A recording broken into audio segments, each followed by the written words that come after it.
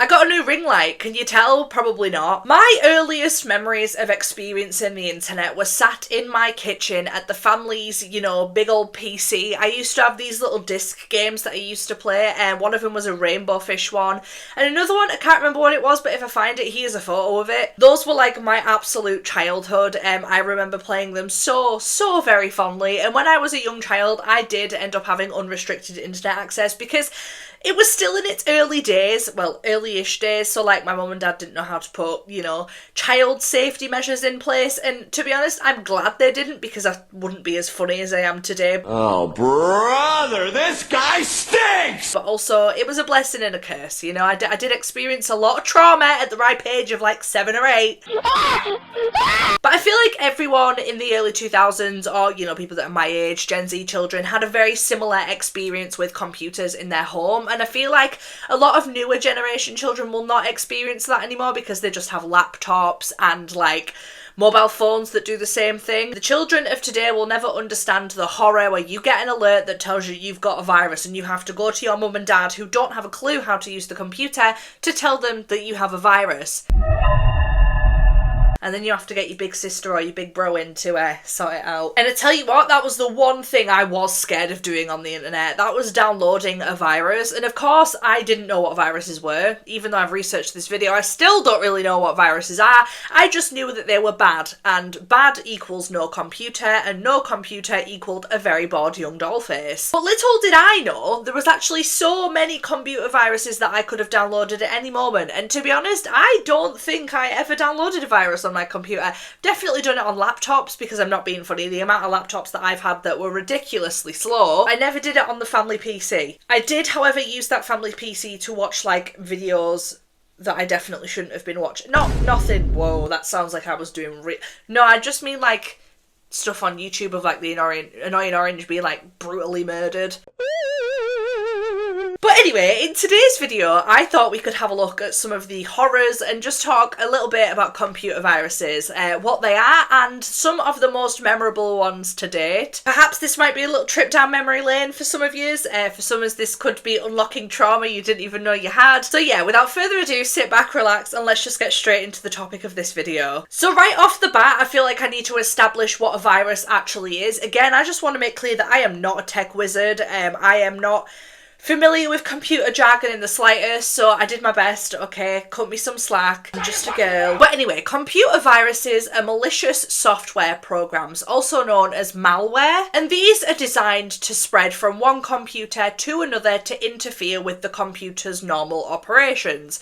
For example, opening a Word document or opening an email should be easy, but with a virus, they either make it really slow, they give you pop-ups, or they scam you, essentially. The reason why they're called viruses is because, similar to genuine real-life human viruses, they replicate themselves and often damage or disrupt the systems, steal data, or hijack resources in the computer. There are many different types of viruses, such as file infect, or viruses which attach to, like, emails or only activate when you click on a file that has a virus. So for example, a pop-up, or you get emailed a Word document and you click the Word document, it's not really a Word document, it's a virus, you know? Another example of a virus is called a macro virus, and this targets software like Microsoft Word or Excel by embedding malicious code in the macros. You also have worms, trojans, which aren't technically viruses, but I'm not here to, I'm not here to be specific, okay? I just wanted to have fun making a video, okay? They're still not very good, okay? That's all that's important. But a worm is a self-replicating virus. It doesn't need a host file and often spreads via networks, and a Trojan horse disguises itself as a legitimate software but performs malicious actions, which is a very fitting name. Essentially, viruses just absolutely your PC.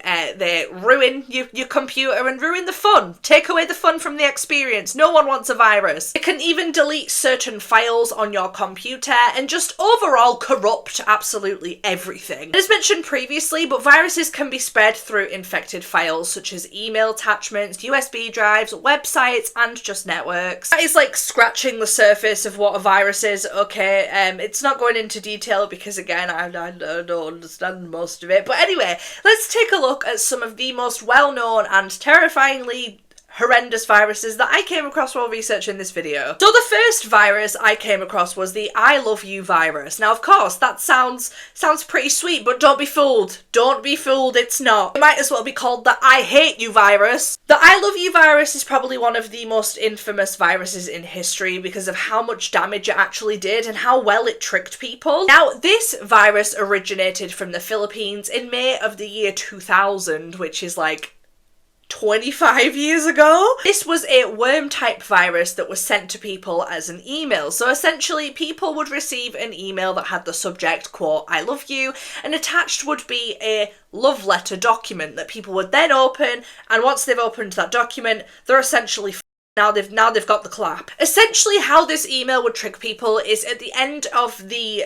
link it would have txt, which usually means a word file, genuine word file, but also it had .vbs at the end, which was the virus. Now, when this email was sent, the sender would hide the VBS part, so people wouldn't see it, people would think nothing of it, and then they wouldn't even think twice about clicking on the link. Because VBS would stand for Visual Basic Script, which is essentially executes code, and the code is then the virus. So once it was opened, this virus would then copy itself into the system files, basically impregnating your computer rather forcefully. And then, without you even having to do anything, this virus would then send copies of itself to everyone in your Microsoft Outlook contact list, which is how the email would get spread, and then they think, oh, I've just received an email from so-and-so that I know, and it's a love letter, how sweet, and then they'd open it, they'd get infected, then it would spread again. It really is just like an STD. To make this even worse, this virus also downloaded a password stealing program from a website which was hosted in the Philippines, which is how they realised that this virus had come from the Philippines. Because of how fast this virus spread, it crashed corporate email servers, and at the time there was no antivirus software that could stop it like there is today. And within just a few hours it had infected systems in the USA, Europe, and in Asia. But why? You know, why do people make these viruses? What is the joy? What's the fun from this? Well, this virus was created by a man named Onel de Guzman. Sorry if I've mispronounced that name, but he was a 24-year-old college student from the Philippines, and he reportedly created this virus for his thesis that he was working onto how to steal internet passwords. Huh?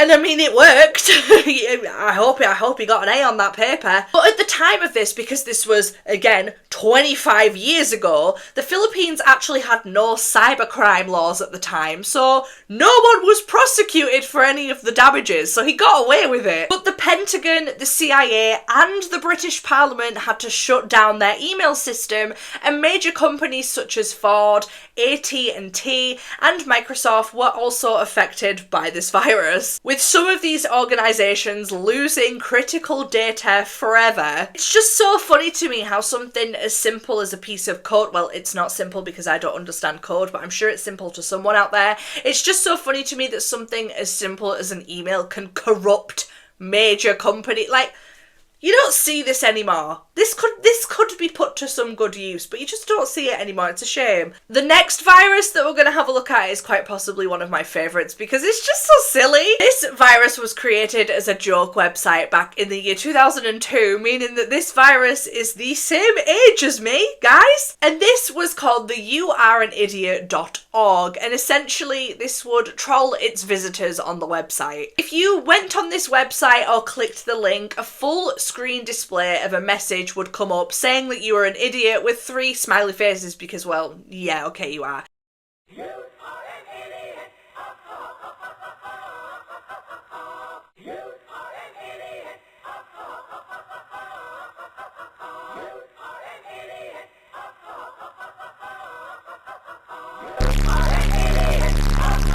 I also want to make this very clear now. Any of the links or any of the websites that I'm talking about, don't do it because you will corrupt your PC, your computer. Don't take the risk, it's not worth it. I know you're curious, go and look on YouTube, don't check it out for yourself, it's not worth it. I don't want to be responsible for any of you kiddos in the comments being like, I went to check out this website and now I cannot access my laptop. That is not my problem. Because I'm telling you now not to do it, okay? Okay. Just the mocking laughter and the voice in the background really, really adds to this whole little meme. And then to top it all off, just to sprinkle some salt into your wound, like after you've, clicked on this website and you've been insulted by your computer, it would pretty much be impossible to close. The X button wouldn't work. Pop-up windows would pop up constantly.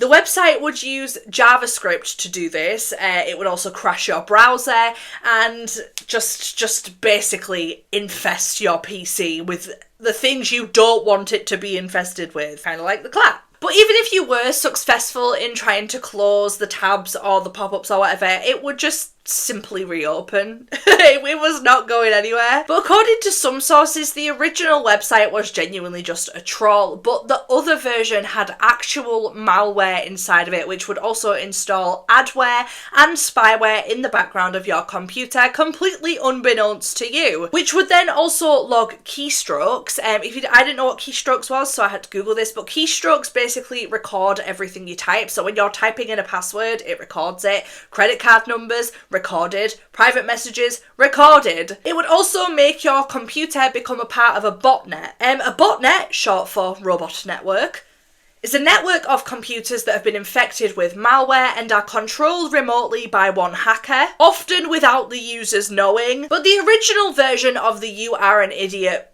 troll or virus or whatever you want to call it was allegedly made by a group called Doltsoft, and their tagline was, quote, "For those that don't know, they are idiots." Thank you, I really needed that reminder. But they didn't actually expect it to go viral, they just thought this was going to be a small little niche internet thing, but no, it absolutely blew up because it is kind of hilarious, it is pretty funny, but they also weren't expecting it to turn into something that would cause mass destruction up in cyberspace. But the original site of "You Are an Idiot" has been taken down, which is why I am telling you again, do not go to this site, because the clone ones that are still active today are genuine malware and genuine viruses that will kill your computer. So don't do it. Heed my warning, okay? But again, it's still kind of funny. The next virus is probably one of the most notorious viruses today, and this is the Melissa virus. And this was another email-based virus that just caused absolute chaos, and this ended up marking the beginning of a new era in cybercrime where malware could spread globally within hours. Because this one actually came before the "I Love You" virus. This one came in March of 1999, which, realising now I should have probably talked about this one first, but it's okay. And this one was actually created in the US by a man named David Smith. And the damage that this virus caused is believed to be around 80 million. But again, this virus was attached to a friendly looking email by someone called Melissa. It looked relatively friendly, but when the user opened it, a macro inside a Word document would then activate. This virus would then go on to disable Microsoft Word's security settings and automatically send the same infected email to the first 50 contacts in the victim's Microsoft Outlook book, essentially email book, contacts, whatever you want to call it. Now, this virus didn't directly destroy any data, but it did end up overloading email services once again, and this led to, crashes being caused and major slowdowns in business operations. But this virus was so big and dangerous that it didn't just attack, the unsuspecting little kid on their email, This actually affected big corporations and companies, similar to the "I Love You" virus, but this one affected companies like Microsoft, Intel, and the US Marine Corps, with again some corporations having to shut down their email systems to stop the spread of the virus. And this affected more than 100,000 email systems within just days. But unlike the guy in the Philippines that faced absolutely no charges for what he did, which kind of iconic, but also bad. Our buddy David here was caught within a week, and because he was caught and was probably grovelling, he did actually end up helping the FBI catch other virus authors, and because of that he probably got off lighter than he was going to. But he still received 20 months in prison and was fined just $5,000 and was banned from using computers without permission, which is hilarious that the government can just do that to people. I mean, I get why they do it, but it still doesn't make it any less funny. But I'm not allowed on the computer because the government says so. That sounds like I was going to say something really anti-government. I wasn't. I just think that's really funny. And again, it was this virus that did pave the way for other viruses, such as the I Love You virus, which we previously talked about. Again, realising my error that I should have put this one first in the script, but it's too late now. The final virus that we're going to talk about is probably one of the most well-known and most recognised viruses, well, because look at him, he's just so cute, he's just a little goober. And this is the Bonzi Buddy, and Bonzi was created in the late 1990s to like the early 2000s by Bonzi Software, and this was essentially a cute little purple gorilla cartoon. Look at him, he did no crimes, officer. Well, hello there. I don't believe we've been properly introduced. I'm Bonzi. He reminded lots of people of the old, like, Microsoft Clippy, you know, this little guy. And he would essentially tell jokes, sing songs, give facts, and offer help to young children navigating the internet, because essentially this was aimed at young children, because he's a little purple gorilla. Cute little concept, absolutely shocking and terrible execution, because it quickly became infamous, and not for its helpfulness. It was because it was basically malware disguised as a cute little goober. Now, Bonzi Buddy is not technically a virus but it's still pretty much is one. It is. Its behaviour aligned more with like spyware and adware and Trojan horses, because Bonzi Buddy would alter the browser settings, change your homepage, and inject ads into your web experience. And to make it even worse, Bonzi would then harvest personal information, including your home address, as well as browsing habits, system data, and often without clear user consent. Bonzi was infamous for generating pop-up ads and fake system alerts to trick users into buying software or updating their PCs, but not the updates that we want. And to top it off, uninstalling Bonzi Buddy was also not straightforward either, because after deletion, the leftover files and registry entries often remained, which is usually the case when you like put your data into things, because then they go off to sell it. But funnily enough, this one has had quite a few horrendous legal implications as well. So in 2002, the company behind Bonzi Buddy was actually sued for violating the Children's Online Privacy Protection Act, also known as COPPA, by collecting data from users that were under 13.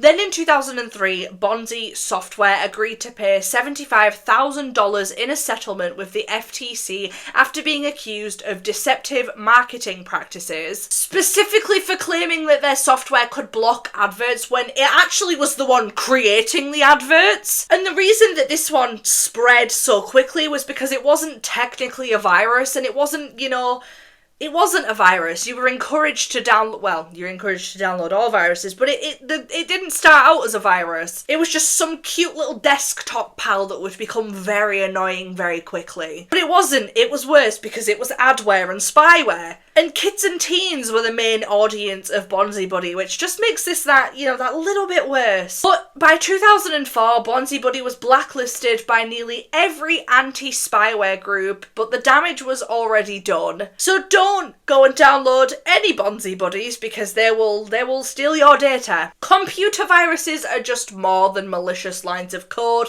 They are digital manifestations of my childhood fears. It would be fair to say that they essentially ran the internet back in the day, with absolutely no one being safe from them, no matter how careful you were. Whereas today, I feel like people are a lot more smarter when it comes to using the internet, and people, often think twice about clicking that dodgy link. Whereas in 2004, you had little Jimmy on the family PC trying to download songs on LimeWire while also corrupting his parents' computers so much so that it'll never be usable again.